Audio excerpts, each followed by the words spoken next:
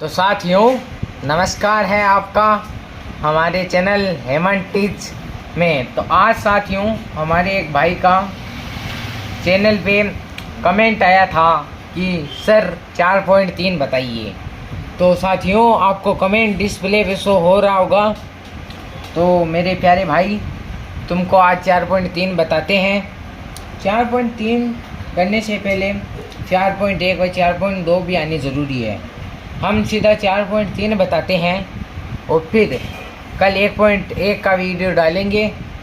उसके बाद हमारा क्रम लगातार चलता रहेगा। अगर कोई भाई कहेगा कि इसकी वीडियो डालो तो हम उसकी पहले डालेंगे और फिर जो हमारा क्रम है उसको चलाएंगे। तो ये दी गया समीकरण का हमारा व्यापक रूप है। इसकी गांठ बांध लीजिए, इसको याद कर लीजिए। फिर द्विघाती सूत्र है जो कि बहुत इम्पोर्टेंट है। अगर किसी भाई को गुणनखंड करना नहीं आता है तो इसका उपयोग करके इसे कर सकते हैं। फिर विविधकर है b²-4ac। यहाँ पर जो a है उसका मान x², अर्थात यहाँ पर जो b का मान रखा जाएगा वो यहाँ से रखा जाएगा और c का मान यहाँ से। तो साथियों, ये नोट्स हैं, थोड़ा याद कर ले में। अब चलते हैं हम उदाहरण की तरफ। तो साथियों, मैंने दी का समीकरण लिख लिया है। तो साथियों, इसका विविध कर ज्ञात करना है।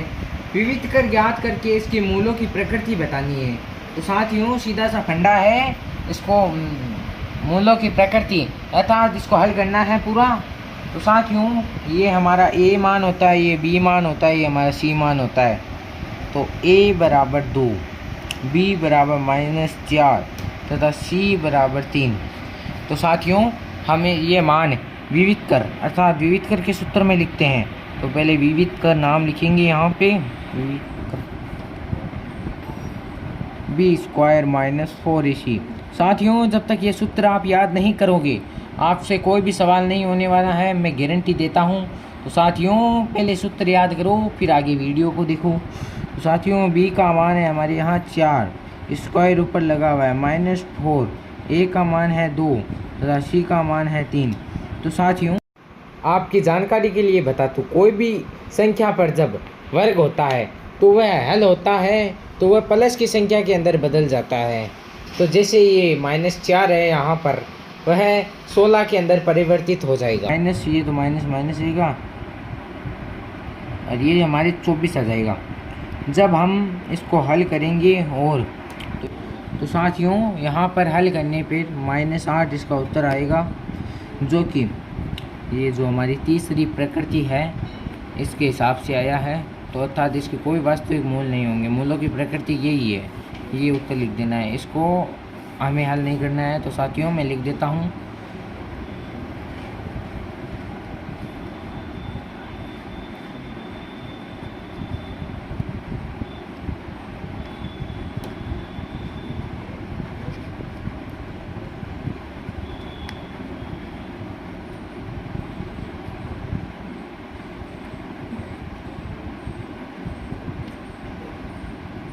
साथियों, अगले उदाहरण की तरफ चलते हैं। अगला उदाहरण है जो बहुत महत्वपूर्ण है परीक्षा की दृष्टि से, तो इसे ध्यान से समझें। तो साथियों, जो उदाहरण नंबर 8 है वह परीक्षा की दृष्टि से मोस्ट है। और उदाहरण नंबर 8 है, 13 मीटर व्यास वाले एक वृत्ताकार पार्क की परिसीमा के एक बिंदु पर एक खंभा इस प्रकार गाड़ना है कि इस पार्क के एक व्यास के दोनों अंत बिंदु पर फाटकों ए और बी से खंभे की दूरी का अंतर 7 मीटर हो। क्या ऐसा करना संभव है? यदि है तो दोनों फाटकों से कितनी दूर पर काटना होगा? तो साथियों, ऐसा प्रश्न जब भी आ जाए तो ये रेखा गणित का प्रश्न है, तो इसके लिए आपको चित्र अवश्य बना लेना है। तो साथियों, मैं चित्र बना देता हूँ। चूंकि वृत्ताकार वर्क है तो हमें एक वृत्त बनाना पड़ेगा, जो कि हम चांदी की सहायता से या प्रकार की सहायता से बना सकते हैं, और आप अपने सुविधा अनुसार जैसे बनाए वैसे बना सकते हैं। तो साथियों, ये हमने बना दिया है। अब 13 मीटर व्यास, तो साथियों इसका व्यास 13 मीटर है। तो साथियों, ये हमारा चित्र है। अब इसके अंदर प्रश्नानुसार जो व्यास है वह 13 सेंटीमीटर है। तो हम लिखेंगे, माना वृत्ताकार पार्क का व्यास AB बराबर 13 मीटर। तो साथियों अब हम लिखें जिसमें फाटक बी से खंबे पी की दूरी बराबर x मीटर तथा फाटक ए से खंबे P की दूरी बराबर x + 7 मीटर। साथियों अब ये एक त्रिभुज बन चुका है और इसके अंदर जो ये कोण है ना APB, ये 90 डिग्री का होगा। ये क्यों होगा? जो कक्षा आपने 9वीं में पढ़ा होगा, अर्धवृत्त में बने कोण समकोण होते हैं सदैव, ये कटु सत्य है बात। तो ये जो अर्धवृत्त बन चुका है यहाँ पे व्यास है ना, ये इधर का भाग और इधर का भाग अलग अलग हो चुका है। तो ये अर्धवृत्त इधर का, तो यहाँ पे बना कोण समकोण होगा। तो साथियों हम अब लिखेंगे त्रिभुज APBB में, त्रिभुज APB में। साथियों आप इस त्रिभुज को कुछ भी नाम दे सकते हैं, BAP या ABP, कुछ भी नाम दे सकते हैं, नाम से कोई फर्क नहीं पड़ता है। कोण APB बराबर 90 डिग्री।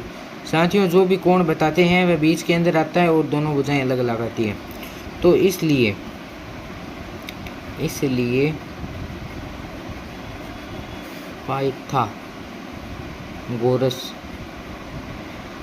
पाइथागोरस प्रमेय से पाइथागोरस प्रमेय होता है कर्ण स्क्वायर। 8वीं के अंदर हमने पढ़ रखी है लंब स्क्वायर प्लस आधार स्क्वायर। तो साथियों यहाँ पे जो कर्ण है वह AB है तथा जो आधार है वह AP है और जो लंब है वह BP है। तो साथियों कर्ण का हम मान सीधा लिखते हैं, नहीं है, पहले AB स्क्वायर बराबर BP स्क्वायर प्लस है AP स्क्वायर। साथियों हम इसका मान रख देते हैं यहाँ पे। जो मात्रक है साथियों वो हम अंतिम के लगा देंगे अंदर। BP का मान है x square plus x plus 7 square. 13 का वर्ग होता है साथियों 169 x स्क्वायर। साथियों x स्क्वायर प्लस यहाँ पे सर्व समीका लग जाएगी, जो अगर आपको नहीं आती है तो मैं ब्रैकेट के अंदर लिख रहा हूँ x square plus 2xy plus y square. साथियों सर्व समीका याद कर लें, इस पर जो 10वीं की किताब है उसके अंदर जगह जगह पे सर्व समीका आ रखी है। तो साथियों यहाँ पर अब मैं इस सर्व समीका का उपयोग करके इसे हल कर देते हैं। x square plus 14x plus 49। तो साथियों अब जो इसको है इधर पक्षांतर कर लेंगे तो यहाँ पे 0 आ जाएगा। 2x square plus 14x square minus 120 आ जाएगा। क्यों साथियों ये इधर आएगा तो माइनस में हो जाएगा और 49 और 159 से माइनस होगा तो माइनस 120 बचेगा। इसका जो चिन्ह है वह भारी होता है तो यहाँ पे भारी रहेगा।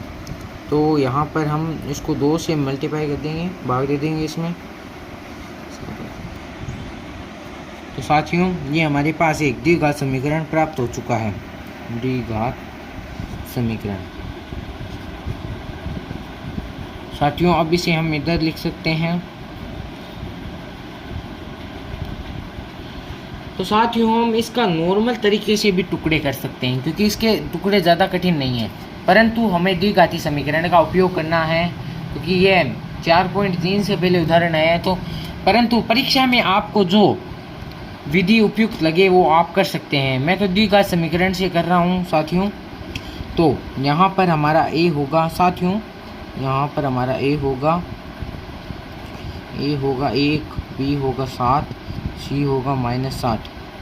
तो विवितकर का सूत्र लगाते हैं,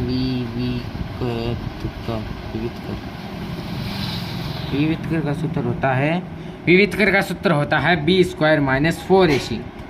तो b का मान यहाँ पर हम रखेंगे 4, a का मान 1, c का मान -7।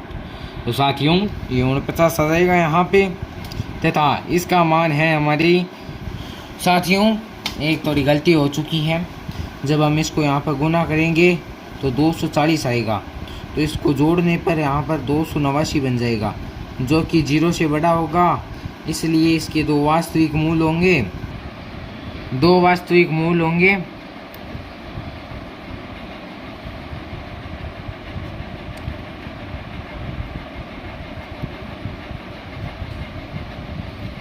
तो साथियों अब हमें हमारा जो सूत्र है द्विघाती सूत्र, उसका उपयोग करना है और इसको हल करना है, जो कि मैं आपको भी करके दिखाता हूँ। साथियों आपकी सुविधा के लिए आपको द्विघाती सूत्र यहाँ पर दिख रहा होगा डिस्प्ले के अंदर, ये रहा। इसको याद कर ले हुए, रट ले हुए, गांठ बांध ले इसकी। साथियों चलते हैं इधर वापस। साथियों यहाँ पर सबसे पहले हम सूत्र लिख देते हैं। साथियों यहाँ पर हर जगह बराबर का चिन्ह लगाना है। इस बराबर के चिन्ह का मतलब होता है या। साथियों अक्स ये बराबर में चलनी चाहिए लाइन, और -20 का प्लस।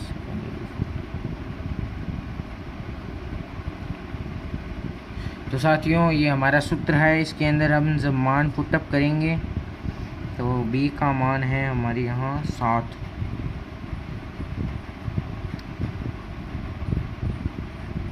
a का मान कितना है 1, तथा प्लस माइनस। अब साथियों आपको एक विशेष बात बता दूं, जो ये अंडर रूट है उसके अंदर ये मान हमें वापस हल नहीं करना है, क्योंकि जो विविध कर होता है उसका सूत्र और अंडर रूट के अंदर लिखा हुआ सूत्र एक समान है।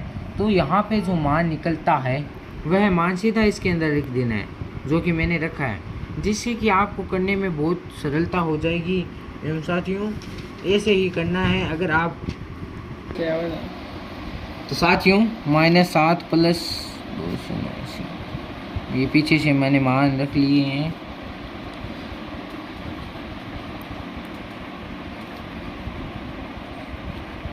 तो यहाँ पे -7 आ जाएगा, प्लस -17 और ये बट्टे में 2।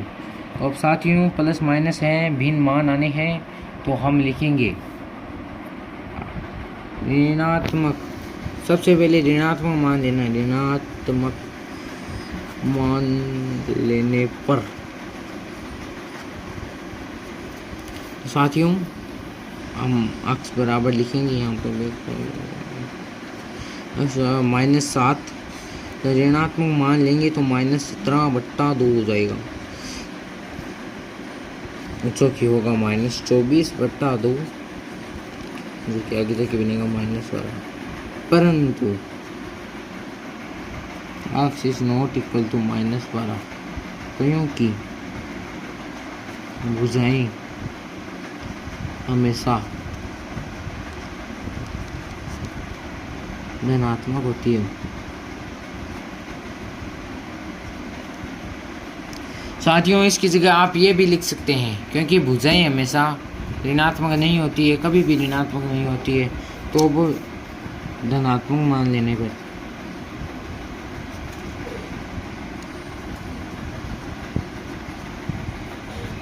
x बराबर -7 प्लस 17/2 बराबर 10/5। तो अतः x बराबर 5 मीटर। तो साथियों हमने x किसको माना था, कैमरा मैन तरफ लंब को हमने माना था x। तो अतः लंब यहाँ पर है BP, लंब BP बराबर 5 मीटर तथा आधार AP बराबर 7 प्लस x बराबर 12 मीटर। तो साथियों पर्सन के अंदर यहाँ पे थोड़ी एक मिस्टेक हो गई थी, जो मैं बता रहा हूँ अभी।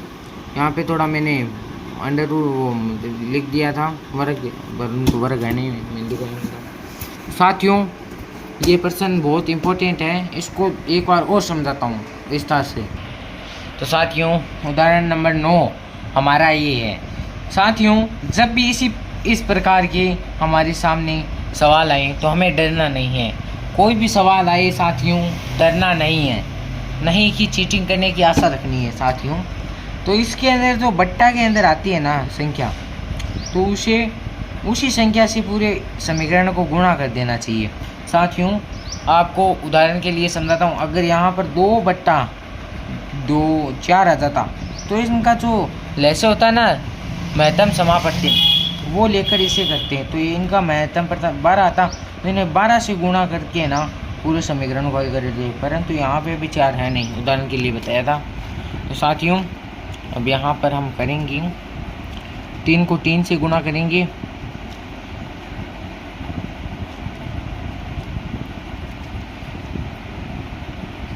तीन से गुणा करने पे आप साथियों करके भी देख सकते हैं, मैंने सीधा गुणा कर दिया है।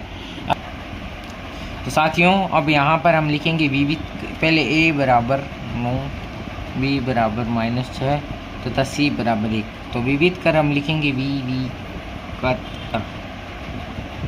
कर होगा b² - 4ac। तो b का मान रख देते हैं यहाँ पर -6 का स्क्वायर। साथियों मैंने आपको पहले ही बता दिया है, जब भी स्क्वायर की संख्या पर स्क्वायर हो माइनस की संख्या पर, तो वह संख्या प्लस में बदल जाती है।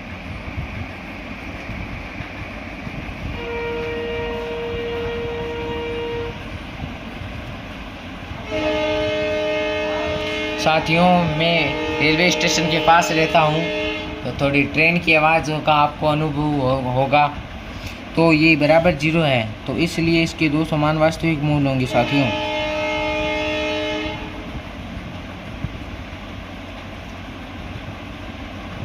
वास्तविक परिमेय अपरिमेय होते हैं, मिलकर वास्तविक बनाते हैं। मूलों का तात्पर्य है अक्ष के मान। तो साथियों हम द्विघाती सूत्र का उपयोग करके इसे हल करते हैं। x बराबर b माइनस प्लस माइनस